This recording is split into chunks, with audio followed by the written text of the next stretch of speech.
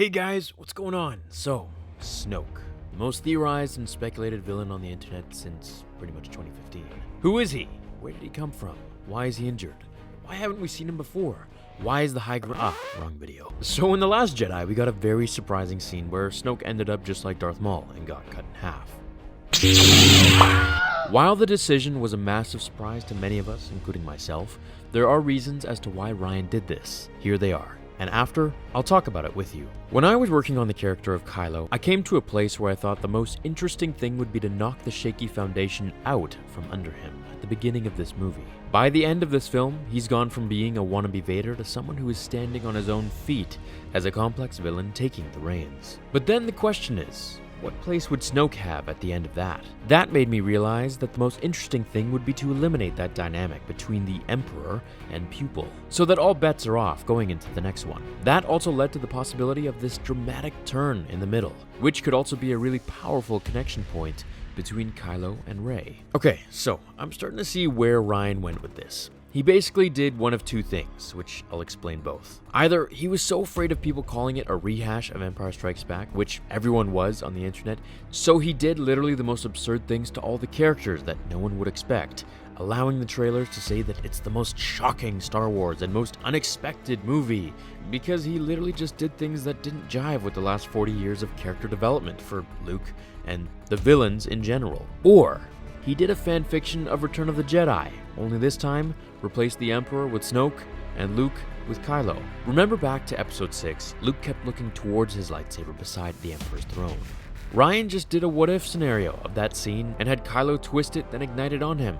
That part of the interview where he said it would knock Kylo's foundation from him, Kylo didn't have a foundation. He's as unstable as his crackling lightsaber, and Snoke being gone wouldn't help him advance. It'll only slow him down, if anything. His goal was to learn from Snoke and through the grace of his training finish what Darth Vader started, which was Order 66, to wipe out all the remaining Jedi. If Vader killed Palpatine, then we could continue with a great story of him improving his suit, getting cybernetics like General Grievous, and then going on to hunt down the Jedi, and probably raising a new line of Sith apprentices. Kylo killing off Snoke made no sense. The only benefit from this is if Snoke truly did have an apprentice who will come for Kylo, hopefully, and then explain his master's backstory later on. Then I think episode 9 could be pretty cool. Otherwise, if it's just about Rey and Kylo fighting each other the whole time, I don't really see myself enjoying it as much as I could. We'll see what happens. It's still a long 2 years away from that, but thankfully we have the Solo film and maybe one other movie coming our way next spring if they announce it before the Obi-Wan film. Also, the part about all bets going off into the next film, I just don't understand why he would do that. The point is to build on each preceding movie. That sets it up for the next one. So all the questions that we had, such as for the Knights of Ren, Snoke, Luke Skywalker, and Rey's lineage, all weren't answered in this film. I almost felt like this film was some sort of a filler. While it was good, it was romanticized and interesting, there could have been so many different things that could have been added that I think would have made the film even better. Now, while everyone is saying Luke is dead, I truly don't believe that because he's now transcended into the Force, and Yoda was extremely powerful in this film, so I can only imagine just how powerful he'll be in Episode 9. I mean, could you imagine if they didn't bring Luke back to Episode 9? How many people would be so angry and just done with Star Wars? That would be suicide, and I really hope that doesn't happen. I doubt it would happen. I would have had this film expand more on the questions that we had from The Force Awakens. What I feel was missed from this movie was that The Force Awakens was the first Star Wars movie since George Lucas sold the company, and with all the new things brought to canon from the first film that we got, it would have been nice if at least one thing was answered.